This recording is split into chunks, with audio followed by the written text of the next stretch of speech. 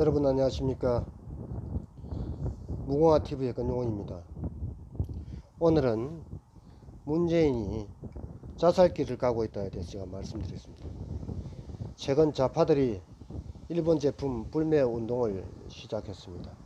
정말로 한심한 것은 우리가 불매 운동하면 일본 사람들은 불매 운동 안 합니까? 하겠죠. 그런데 이 자들은 일본 제품 전 품목을 명단에 올려놔 놓고 불매운동 하자고 하고 있는데, 최근 일본 여론조사에서 아베 총리가 그 반도체 핵심 부품 대한 제재를 찬성했다는 국민이 약 50%, 반대하는 국민은 한 21% 정도밖에 안 됩니다. 그걸 보셔도 아시다시피 일본이 그만큼 우리 한국에 대한 원성이 높다는 것입니다. 이 모든 것은 1965년도에 한일 협정 조약을 맺은데도 불구하고 또다시 좌파 정권이 들었을 때마다 일본한테 사과해라, 사죄해라, 배상해라 하는 이런 국제적 갈래도 모르는 이런 자들 때문에 일본과의 마찰이 심해졌고, 결국 오늘과 같이 대일 무역 제재가 보복으로 왔다고 저는 생각합니다. 정말로 아베 총리가 이번 한국에 제재를 하면서 미국 트럼프 대통령한테 물어보지 않고 했겠습니까? 제 생각으로 아마 이미 사전에 다 연락이 되었을 것으로 판단됩니다. 그럼에도 불구하고 미국이 묵인하는 이유가 무엇이겠습니까?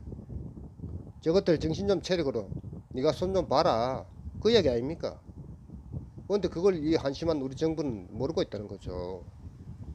그러면서 뭐 강경 대책으로 나가겠다. 강경 대책으로 뭐 어떤 방법으로, 뭘로? 참 한심합니다. 솔직히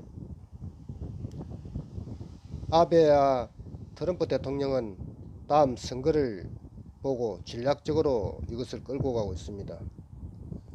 아베는 북한의 비핵화에 끼어들고 싶은데 끼어들 자리가 없고, 운전자 촉진자 노릇하는 문재인이 아무것도 못하고 멍청하게 있으니까 아베 입장에서 보면 너무도 한심하다는 거죠. 그래서 자기가 끼어들어서 대북 제재 좀 해보겠다는 건데, 그것도 모르고 우리 정부는 단순히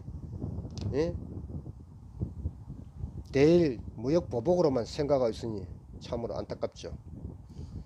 솔직히 문재인이 G20에서 아베 총리하고 8초 동안 악수한 게 전부입니다.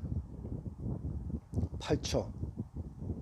국가 정상 간에 만나가지고 얼마나 인사를 건성적으로 했으면 8초 동안 인사하고 악수하고 말했겠습니까?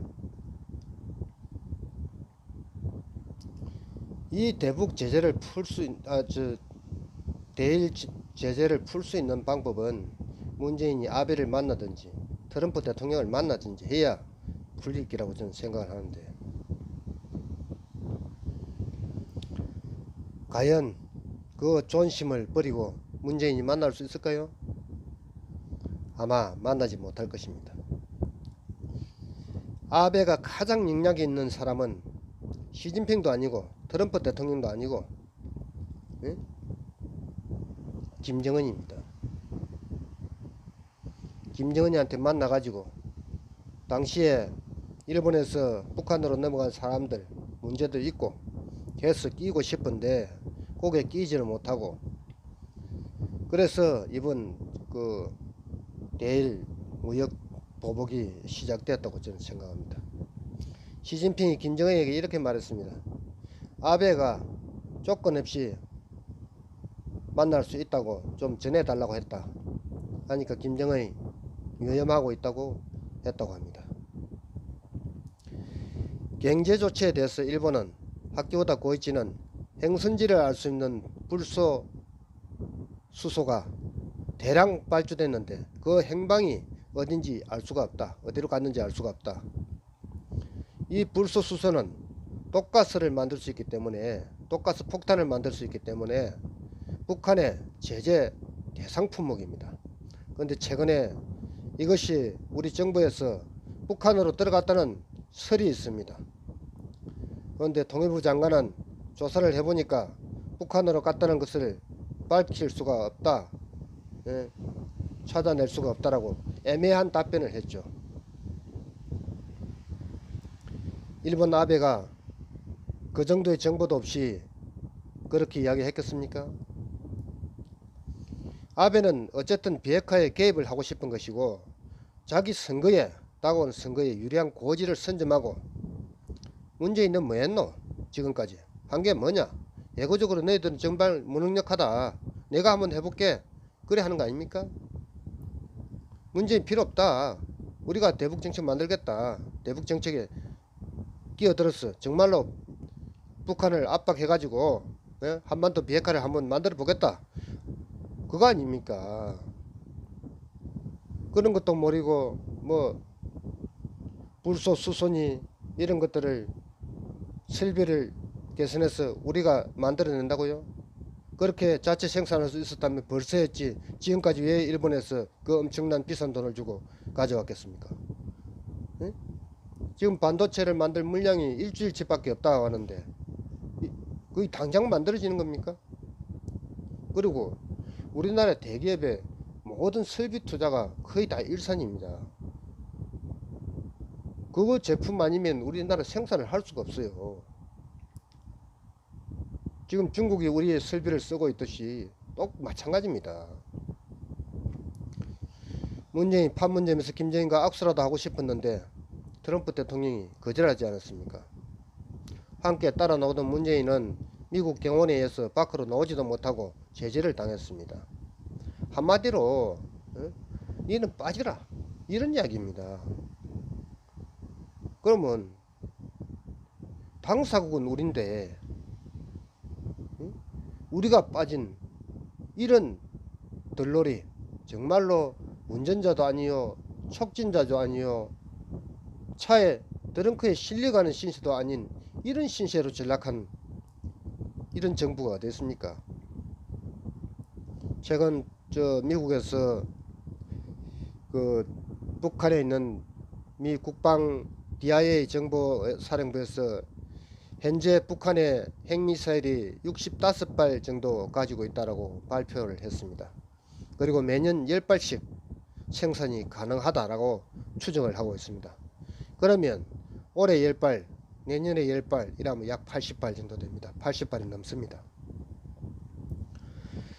갑자기 트럼프가 동결 이야기를 들고 나온 것은 대북 북핵을 동결하자는 뜻이 아니고, 일단은 자체 생산하는 공장을 가동을 멈춰 놓고 완전히 FFVD 비핵화를 하는 것이 미국의 최종 목표입니다. 그런데 좌파 언론들이 트럼프가 무능력하게 동결 이야기를 들고 났다, 북한은 사실상 핵무기를 보유한 국가가 될 것이다, 이런 이야기를 하는데 미국 의회나 존 볼턴이나 비건이나 한번 보십시오. 미국의 최종 목표는 FFVD고 일단 동결 조치부터 시작하고 차곡차곡 그 명단과 자료를 받아서 처리해 나가겠다는 것입니다.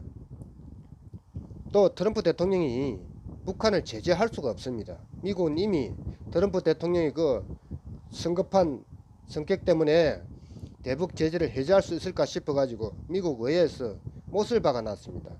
의회 승인을 받아야 대북 제재를 할 수 있도록.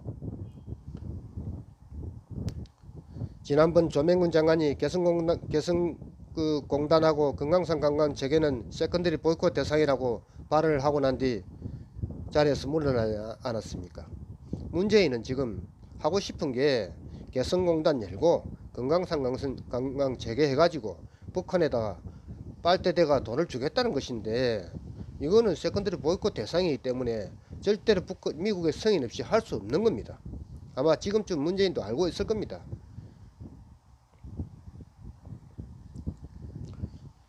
문재인이 8조 악수하고 아베하고 악수하고 일본 입장에서 한번 보십시오. 하해 치유재단이라고 10억엔을 줬는데 박근혜 정부시 10억엔을 줘가지고 그 위안부 할머니들 예? 돌아가실 때까지 그게 가족들이나 친척들한테 하해 그 치유하는데 쓰라는 목적으로 10억엔을 줬는데 그걸 문재인이 완전히 파기시켜 버렸습니다. 그리고 우리 대법원에서 강제징용 판결로 1인당 1억 원씩 신일본 제철소에 배상을 요구했는데 수십 년이 지난 그 역사를 가지고 들어서는 정부마다 배상해라 배상해라, 이 양아치도 아니고 국가가 이런 짓을 하면 정말로 안 되죠. 거기다가 최근 또 강개토 대항호가 그 우리 군함이 일본 초계기 미사일 좌표로 탐색한 거, 이런 것들 때문에 결국 일본이 이번에 예, 한일 무역 제재 보복을 시작했다고 생각합니다. 말은 무역 보복이지만은 사실상 타격은 우리가 받습니다. 엄청나게 타격을 받죠.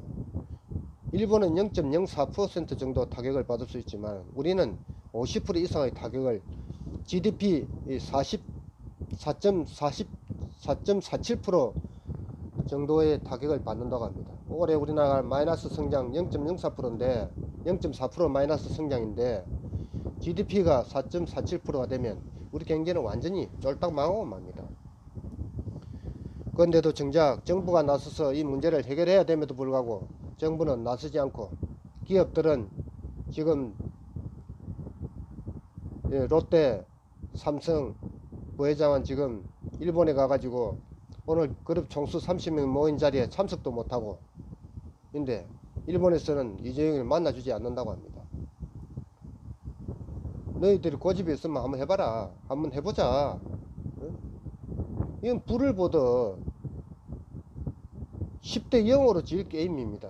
그럼에도 불구하고 정말로 무능하고 꼴통 좌파들은 고집만 세가지고 평생을 잘못해도 사과할 줄 모르고 머리 숙일 줄 모르고 자기들 생각만 옳다고 고집하는 이런 자들이 이 나라를 완전히 지금 망치고 있는 것입니다.